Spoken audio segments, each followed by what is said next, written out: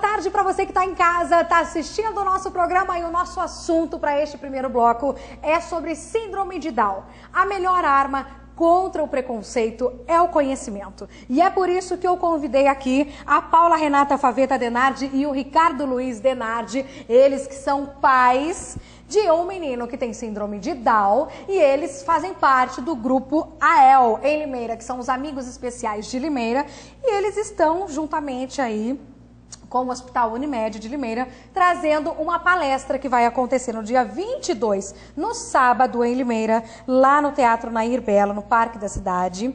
Uma palestra sobre síndrome de Down, evolução, nutrição, diagnóstico, conduta e perspectiva. E essa palestra será ministrada pelo Dr. Zan Mustak, que é um especialista no Brasil sobre a síndrome de Down, e a gente vai estar falando mais sobre isso aqui. Seja bem-vinda, Paula, seja bem-vindo, Ricardo. Obrigado.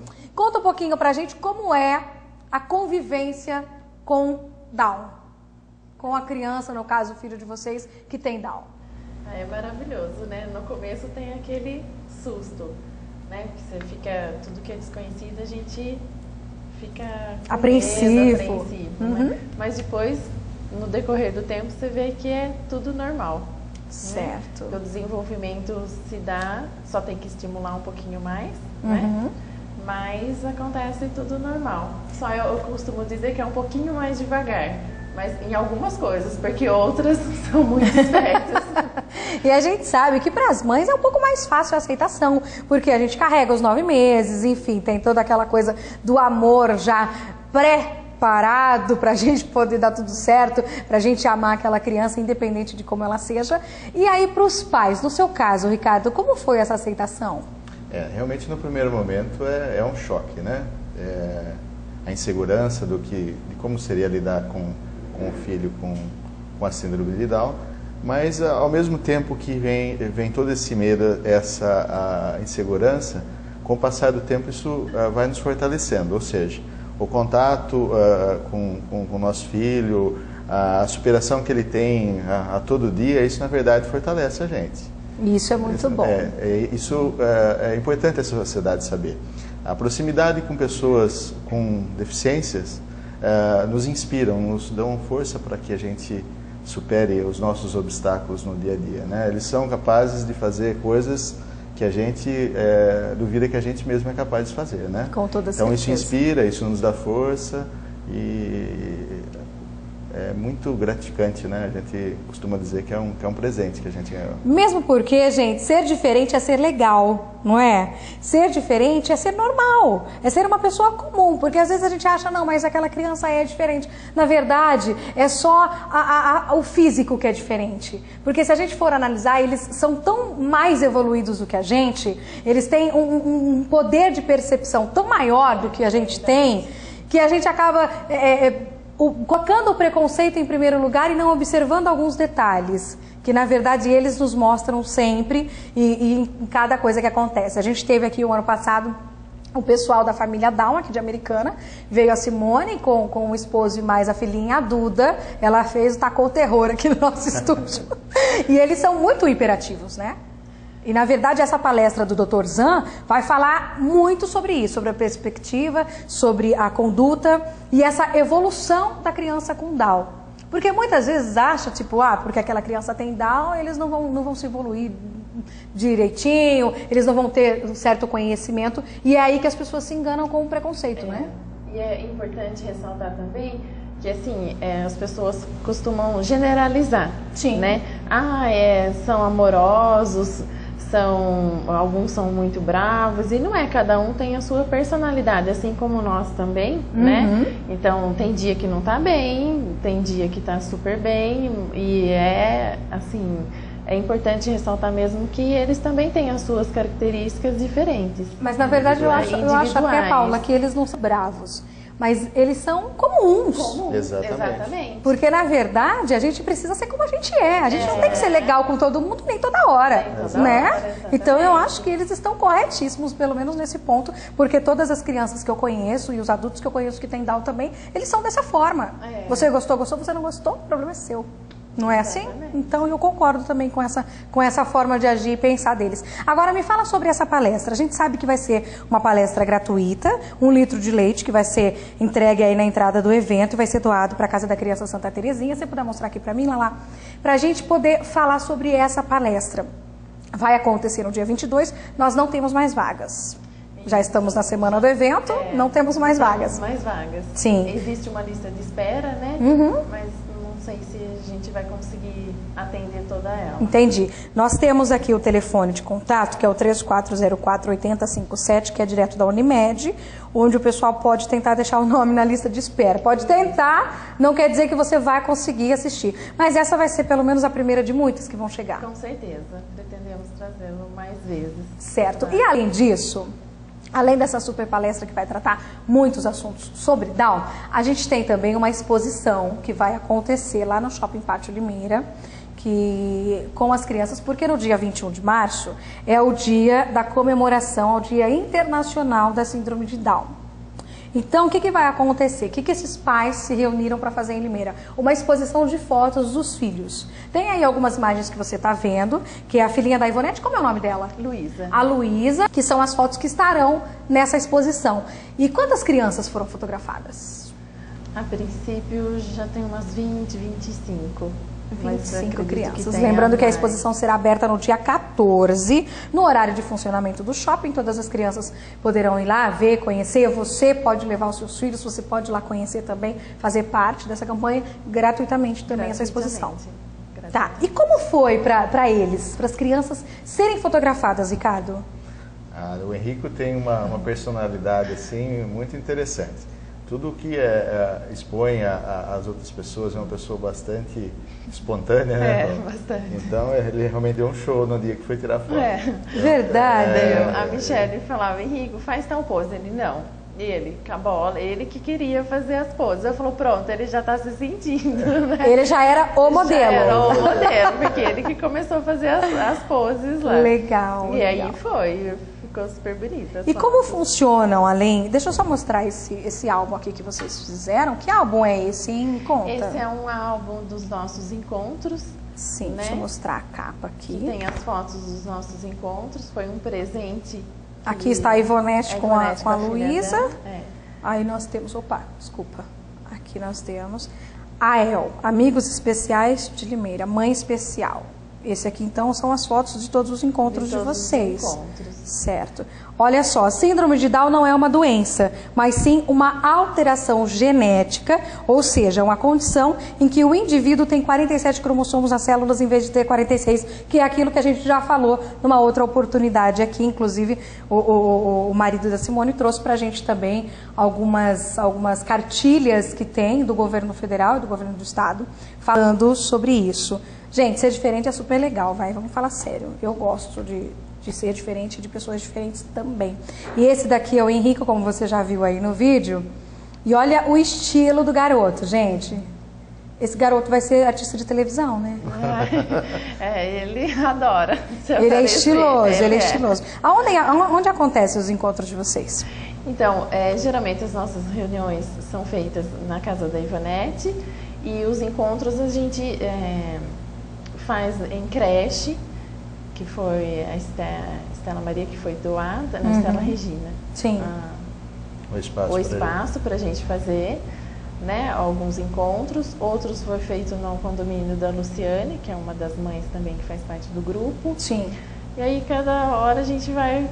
Quantos encontros vocês têm mensal? 1, 2? Não tem uma periodicidade exata, né? Existem meses que a gente se encontra mais vezes, existem meses que a gente não promove nenhum encontro. Agora no mês de março vai ter uma quantidade de eventos bastante grande. Provavelmente em abril então não haverá encontro. Nesses encontros são divulgados para outras famílias, né?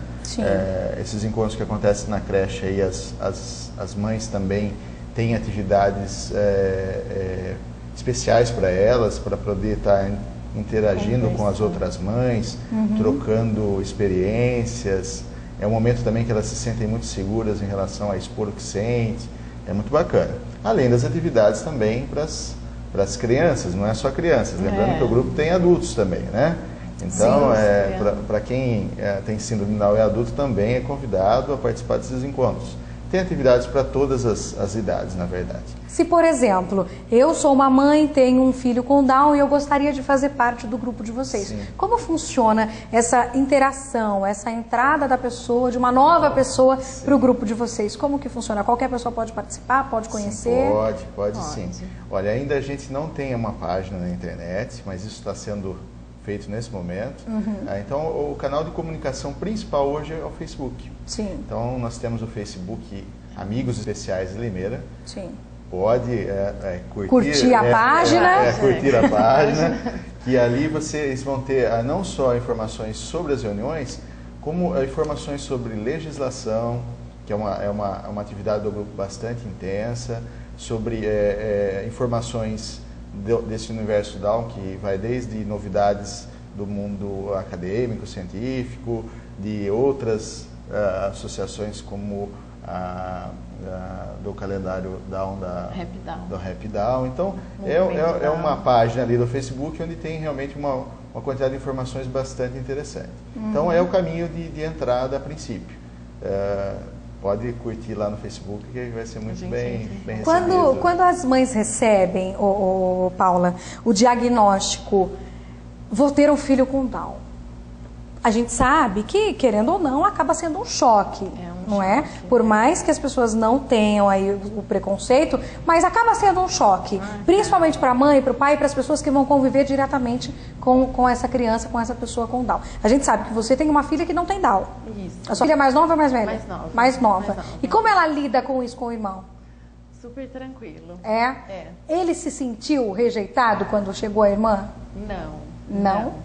Porque ela é até engraçado, porque ele tem um pouco mais de dificuldade para falar. E ela não percebe isso. De tanta convivência... E ela entende tudo que ele quer dizer. Entende tudo. Tanto é que ela, às vezes eu não entendo, ela, mãe, o Henrico, o que é isso? Entendi. Ela acaba sendo um canal de comunicação também. No caso da Duda, que veio aqui também, ela tem um grau de dificuldade muito maior de falar, porém, a mãe, que é a Simone, ela piscou, a mãe já sabe o que ela quer. Então, assim, a mãe até comentou, Debbie, ela tem essa dificuldade, mas por preguiça, porque ela sabe que a gente está entendendo tudo que ela quer. É o que acontece com o Henrique também. Né? Então, isso é legal, porque daí a irmã, querendo ou não, acaba ajudando e facilitando um pouco mais a comunicação deles com você. Dele com vocês. E me fala uma coisa, as mães que recebem esse diagnóstico já com o bebê na barriga e elas querem chegar até o grupo, qual vai ser a interatividade que o grupo vai ter com essa mãe?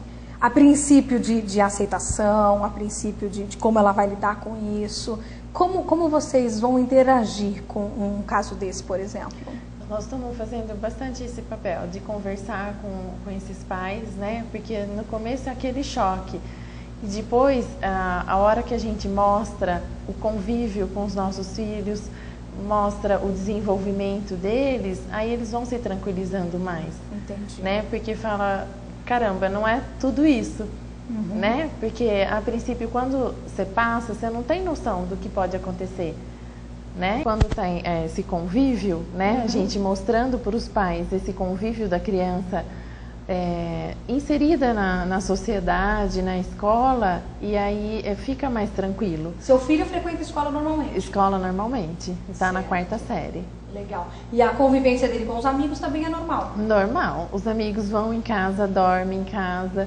Ele participa da noite do pijama na escola. Olha, os amigos, ele vai na casa dos amigos, dorme. Normal, a atividade de uma criança normal. Eles ligam, tia, hoje nós vamos pro clube, você leva o Henrico? Aí o Henrico vai, participa e fica junto e curte? Fica junto, a hora que ele chega, o D, que é como é Denard, aí eles colocaram o apelido dele de D. Então, o D chegou, todos abrem a rodinha, ele senta e continua brincando. Explica para ele a brincadeira, é uma graça. É super importante de inclusão social, que a gente precisa ter isso. Aliás, faremos um programa especial sobre Down em março, porque dia 21 é o Dia Mundial, Dia Internacional da Síndrome de Down. E só reiterando então para vocês o convite, vai acontecer a exposição das fotos das crianças com Down lá no Shopping Pátio Limeira. Vai ser no horário de funcionamento do shopping, das 10 às 22, né, das 10 da manhã às 22 horas. E todas as crianças aí do Amigos Especiais de Limeira, e tem outras crianças também que estão fazendo parte aí dessa exposição. A partir do dia 14 já vai ser aberta a exposição para você poder conhecer e saber mais. E lembrando que se você quer participar, se você quer conhecer o grupo, é só você entrar aí no Facebook, na fanpage Amigos Especiais de Limeira. Eu agradeço a presença de vocês aqui. Até uma nova oportunidade, que já está chegando em março, e a próxima vez com o filho. Ai, com certeza. Certo?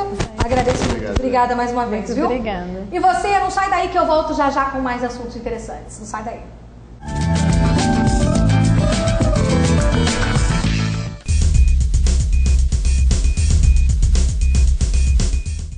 Mesas, cadeiras, armários, poltronas, objetos de decoração.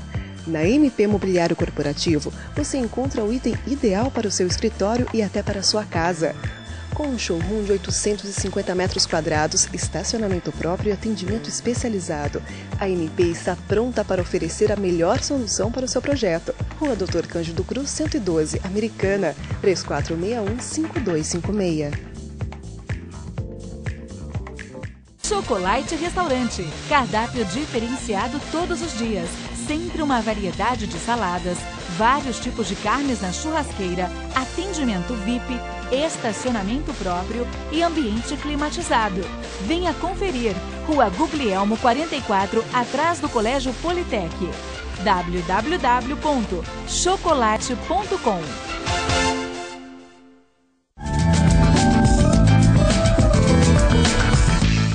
Fobia escolar, você sabe o que é isso? Você sabe o que acontece com o seu filho naquelas crises de ânsia de vômito, aquelas crises de choro porque não quer ir para a escola, não quer ficar na escola? Por que que isso acontece, hein? Eu estou recebendo aqui a psicóloga Sandra Paris para a gente tratar sobre essas fobias. O porquê que isso acontece. E a sobrecarga, hein, nas agendas das crianças? Você sabe alguns sintomas que o seu filho está mostrando e você de repente pode não estar percebendo do cansaço deles? Tudo isso nós vamos falar aqui no nosso programa agora com a Sandra Paris, que é psicóloga. Seja bem-vinda, Sandra. Muito obrigada, é uma alegria. Conta um pouquinho pra gente sobre essa fobia escolar. A gente sabe que muitas crianças acabam passando por essa fobia, pelo nervosismo, até mesmo pela ansiedade demasiada para estar indo para a escola, ou de repente que eu não quero me separar dos meus pais. E existe também aquela fobia invertida, que é por parte dos pais. Os filhos não estão nem aí, vão para a escola, ficam bem, e os pais ficam naquela apreensão de que os filhos possam não ficar bem. E na verdade existem as duas situações. Como a gente deve agir nesse caso de fobia de criança? Eu acho que você colocou muito bem. A proposta que eu quero colocar, o ponto de vista que eu quero colocar, nunca olha unilateral. Sim. Então, você está colocando o seu filho no coletivo, mas você precisa ver o individual dele. Entendi. O quanto ele realmente está disposto. As pessoas são muito diferentes, nascemos cada um com um DNA, e isso está sendo visto. Então, uma criança pode estar realmente com sintomas de ansiedade por conta de não estar sendo vista a sua própria individualidade. Certo. O quanto ela está disposta a enfrentar todos os desafios, como que ela se adapta àquilo, se isso está realmente sendo visto. E são muitas as crianças que passam por esse tipo de fobia, porque a gente sabe que essa separação dos pais com o filho, primeiro é o primeiro ano da escola, ou então hoje em dia as crianças que vão mais cedo para a escola, 3, 4 meses, 5 meses, e lá permanecem aí até ficar quase que adultos, né, para ir para a faculdade. E a gente sabe que no começo dessa separação existem alguns desgastes, na verdade, emocionais, principalmente para a criança. Porque existem aquelas crianças que são mais tímidas, que estão mais grudadas com os pais, Sandra, e a gente sabe que existe aquele grau de dificuldade na poda, na verdade, do cordão umbilical com a família e a criança. Nesse caso, como os pais devem agir? Com essas crises de ânsia de vômito, crises de choro, crises até dessa ansiedade generalizada que gera na criança um tremendo desespero para voltar para casa. Como os pais devem agir? Geralmente as crianças pequenas estão refletindo um estado de ânimo da família, dos próprios pais. Então, eu diria que precisaria ser investigado na família quem é que está causando um desajuste no relacionamento mesmo com a criança. Geralmente a criança não é da criança a ansiedade. A ansiedade geralmente é um reflexo do que ela está vivendo no ambiente. E por que os pais têm tanto medo dessa separação, hein? Então, eu acho que precisa ser investigado, cada caso é um caso mesmo, e pode a gente sabe, principalmente agora, começo de ano, as crianças voltaram para a escola ou foram à escola pela primeira vez. A gente viu no Facebook, Instagram, o pessoal postando as fotos. Primeiro dia de aula do meu filho, eu tô nervosa, como será que vai ser? E principalmente as mães das crianças que são menores, 2, 3 aninhos, aquele desespero, meu Deus, como será que meu filho vai ficar? Os pais podem passar isso para os filhos, Sandra? Sem dúvida, podem passar. Como eu havia dito, você precisa olhar individualmente o que aquela pessoa... Cada um tem um tipo, uma tipologia. Você nasce com um DNA. Os conflitos começam quando você é impedido de ser genuíno, de mostrar em essência como que você se adapta. Sim. Ao seu ambiente, à sua realidade, que diálogo você tem interior, se isso tudo está sendo visto. Então, por exemplo, pais que são muito racionais ou intelectuais e têm um filho que é mais sentimento, podem não estar enxergando isso no filho e exigindo uma outra coisa, gerando um conflito que poderia gerar uma ansiedade e apresentar esses sintomas. De fobia, no caso. E aí temos também aquela sobrecarga da agenda das crianças, aquele cansaço excessivo, aquelas percepções diferenciadas das crianças, que aí você acaba percebendo, o seu filho anda um pouco mais cansado, o seu filho quer dormir no final de semana ao invés de brincar, e aí você precisa tomar um pouco de cuidado. Como que os pais devem agir neste caso, Sandra, com a agenda das crianças? Bom, estamos numa era de competitividade muito grande, então olhar mais uma vez para saber quais são a disponibilidade do seu filho para aquilo. Então é sempre olhar o individual, porque algumas crianças podem aceitar muito bem e outras não. Entendi. Então sempre olhar Existe uma forma ideal de se adequar à agenda das crianças ou não? O ideal é um relacionamento. Acho que o ideal é você realmente se relacionar, não é uma tarefa fácil. Então, quanto mais disposto você está a se relacionar com o seu próprio filho, mais você vai enxergar. Então, é o diálogo mesmo, o diálogo interior para você se abrir e o diálogo com o seu próprio filho. Então, é muito bom que você perceba aí os sintomas, perceba os indícios que seus filhos estão mostrando sobre o cansaço, sobre a ansiedade e até mesmo sobre essa fobia escolar, né, Sandra? Nos casos em que realmente está prejudicando a criança, aí eu acho que deveria ser procurado mesmo uma ajuda que a psicologia, por exemplo, está preparada para oferecer trabalhos expressivos, onde a criança poderia estar realmente expressando o que tem de genuíno e sendo vista naquilo. E aí sim você pode investigar melhor como que você vai equilibrar esse desajuste no relacionamento. Mesmo porque uma criança sofrendo uma fobia escolar, esse nervoso, ela acaba também partindo por um outro lado e sendo, de repente, aí, sendo levada a sofrer o bullying. O que não vai ser legal de forma alguma, porque existem muitas crianças que pelo fato do nervosismo, pelo fato da ansiedade, acabam fazendo xixi na calça, acabam vomitando, sentindo dores horríveis, acabam chorando na frente das outras crianças, e isso, querendo ou não, vai acarretar um bullying. Sim, e se a sua essência não pode ser expressada, então realmente pode dar nos sintomas mesmo, você pode realmente ficar com sintomas de ansiedade. E o bullying pode ser uma fonte de estresse mesmo. E qual é a principal dica, Sandra, que você como psicóloga deixa para esses pais? Se você estiver enfrentando uma dificuldade muito grande, seria procurar ajuda. Os psicólogos estão preparados com técnica. A técnica não é tão importante, mas se você consegue dialogar com seu filho, você vai buscar alguma ajuda. E a partir daí ele vai poder expressar mesmo o que em essência onde ele precisa ser ouvido, onde ele precisa ser visto, se sentir visto. Entendi. Então temos que prestar atenção mais nos nossos filhos, mais nas atitudes, para que a gente não erre cada vez mais, né, Sandra? Errar faz parte também, mas é o equilíbrio. A gente se equilibra entre as consequências, as escolhas e consequências da vida. Então. Maravilha. Eu quero agradecer a sua presença no nosso programa. Agradeço. Até uma nova oportunidade, um novo assunto. E já já tem muito mais para você. Tem a Aline Saciloto fazendo arte no Tarde com Deb.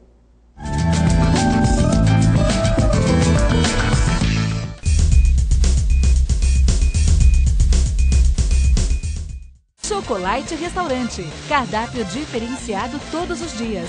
Sempre uma variedade de saladas, vários tipos de carnes na churrasqueira, atendimento VIP, estacionamento próprio e ambiente climatizado. Venha conferir. Rua Guglielmo 44, atrás do Colégio Politec. www.chocolate.com. Mesas, cadeiras, armários, poltronas, objetos de decoração. Na MP Mobiliário Corporativo, você encontra o item ideal para o seu escritório e até para a sua casa. Com um showroom de 850 metros quadrados, estacionamento próprio e atendimento especializado, a MP está pronta para oferecer a melhor solução para o seu projeto. Rua Dr. Cândido Cruz, 112, Americana, 3461-5256.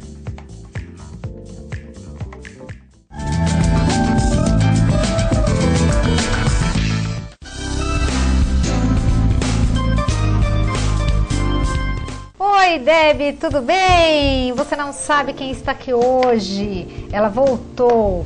Lisa Vernaschi, a mulher apaixonada por corujas. Oi, Aline. Lisa. Tudo bem? Tudo bom? Tudo jóia. E você, Aline? Tudo jóia. Olha, Deb, o que ela vai estar ensinando hoje, o passo a passo, um porta-tesoura de corujas. Olha, que graça. Ficou lindo, Lisa. Vamos mostrar para o pessoal lá de casa como é que faz? Vamos, Aline. É lindo e super fácil de fazer. Primeiro nós vamos transferir, Aline, o molde para o feltro. Ah, nessa peça você utiliza o feltro. O feltro. E onde está a cabeça da coruja, nós vamos utilizar em duas partes, tá? E onde está o corpo, Aline, nós vamos utilizar em 3 partes, o feltro, tá? Então vamos lá, vamos mostrar para o pessoal lá de casa. Então a Lisa cortou 2 peças retangulares. Você tem, a medida está disponível no site? Está, Aline, já mandei. Então tranquilo. Os moldes vão estar disponíveis no site da rede TVI. Então ela cortou 2 bases retangulares e uma um pouquinho menor. Isso. Aí nós vamos separar certinho o corpo, né? Dobrando o papel, o corpo da cabeça. Na risca da cabeça, entre a cabeça e o corpo da coruja. Isso, Aline. E vamos transferir, né, usando o lápis. Eu uso o lápis mesmo, que dá super certo. Que ele deixa riscado, né? Deixa riscado e depois é só cortar um pouquinho, né, mais adiante, que ele não aparece. Tá. E você transferiu, então, o molde da coruja sobre os 3 pedaços de feltro de uma vez só. Isso. Aí nós vamos cortar o feltro. Vamos colocar um alfinetinho aqui pra gente não perder onde que tá. Só para o tecido não escapar. Para o tecido não andar, né, quando a gente cortar. E vamos cortar certinho um pouquinho aqui pra dentro. Você corta certinho na risca do lápis ou você deixa uma margem pequenininha? Não, eu corto um pouquinho pra dentro pro lápis já sair. Ah, tá? Porque a risca do lápis não fica marcado no feltro, né? Enquanto a Lisa vai acabando aqui de recortar a coruja, eu vou mostrar para vocês o que ela trouxe como sugestão. No olho dessa aqui ela aplicou fuxiquinho, nessa aqui ela aplicou pedraria. Ficou bem diferente, né, Lisa? Ficou, né, Aline? Pra mudar, né? O que você vai estar passando no passo a passo, como que vai ser o olhinho dessa vez? Nós vamos colocar um botãozinho, Aline. Olha quanta sugestão. Aqui ela fez com o feltro direto. Mesmo, Então, assim, tem várias opções para poder estar colocando no olhinho da coruja. Isso, Aline. Aí nós terminamos o corpinho e nós vamos cortar a asa. As 2 asinhas que nós vamos colocar. No mesmo processo, né? Nós vamos riscar no feltro. Risca. Isso. 2 vezes. 2 vezes. Uma do lado da outra. Tô usando aqui um feltro estampadinho, né, de florzinha para diferenciar. Todos esses produtos você encontra no Chinas Fios Mega Shop. Vamos lá, Lisa. Isso, a Aline, eu trouxe 2 asinhas aqui, né, prontinha pra gente ter mais tempo. E vamos cortar o rostinho dela num feltro rosa. Tá? Então, depois que ela riscou, ela cortou 2 vezes o feltro estampado, que seria o acabamento, a asinha, né? O detalhe, não o acabamento, o detalhe da asa da corujinha. Isso, aí nós vamos cortar agora no feltro rosa, no feltro clarinho, né? O rostinho dela pra gente aplicar os olhinhos depois. Tá, então seria essa parte aqui da corujinha que você vai estar passando pro molde e recortando. Isso, vamos recortar também, né? O feltro é um tecido bem fácil de ser trabalhado, né, Lisa? É muito fácil, Aline, e até quem tem muita experiência vai poder fazer, né, essa peça. É porque ele não aparece muito defeito, então você fazendo na mão, na máquina, é uma coisa bem tranquila, né, Lisa? E dá pra produzir bastante durante o dia. O rostinho tá pronto. Vamos pro olhinho, tá? Também no molde. Você aplica o molde, risco, isso. E corta 2 vezes novamente. Vamos riscar também o bico. É um triângulo, né? Mas ele está disponível também, no molde. Isso. Pode ser maiorzinho, menor, né? Às vezes o pessoal de casa fica na dúvida, como eu vou fazer? Então está tudo disponível no certinho. site. Isso. Os olhinhos, Aline, eu apliquei 2 botõezinhos aqui pra ficar diferente. Tá, mais uma opção de olho. Uma opção, isso. Agora nós vamos montar a peça. Eu já trouxe uma peça um pouquinho mais adiantada. Já colocado certinho. E a primeira coisa que eu faço, Aline, é aplicar o rostinho. Tá? Aqui eu vou usar o pesponto no rostinho todo. Mas teve peça também que eu colei e fica super bonitinho. No caso, você pode fazer um caseado. Tipo de ponto que você quiser utilizar e ainda uma facilidade que o feltro não aparece tanto defeito. Não. No caso, você usa alguma cola antes para estar fixando a parte rosa do rosto no feltro vermelho ou não? Não tem necessidade? Eu coloquei um alfinete. Tá. Para ele ficar onde eu quero, para ele não andar, não sair do lugar, né? Eu coloquei um alfinete. Aí nós vamos com a agulha. É bem facinho de trabalhar.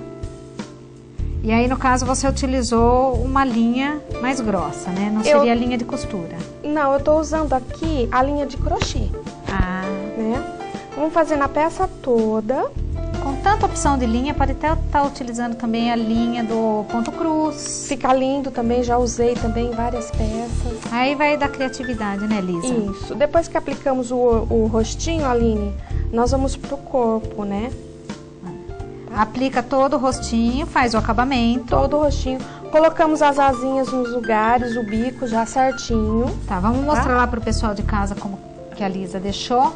Então, acaba a aplicação no rosto da coruja e aí você coloca na posição certa já para dar o acabamento, para estar passando o ponto em cima para não movimentar a peça. Olha, ela tá sempre com um alfinete para a peça não mexer, que tecido é estampado não dá para ver muito, mas tem sempre um alfinete preso. Isso.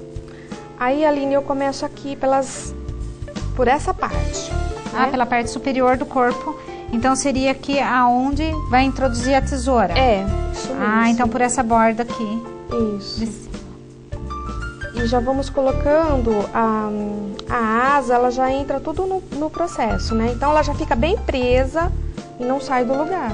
Então você já prega toda a peça junto. A asa, você já faz o ponto direto unindo todos os tecidos. Isso mesmo. E dá mais firmeza pra peça, né, Lisa? E aí quando você terminar, Aline, né, que você vem certinho, a peça já tá pronta, né? Então, acabando de prespontar, fazendo o caseado, seja qual ponto for, então a hora que você acabou a aplicação, a peça é essa aqui. Isso, aí nós vamos colar os 2 olhinhos, né?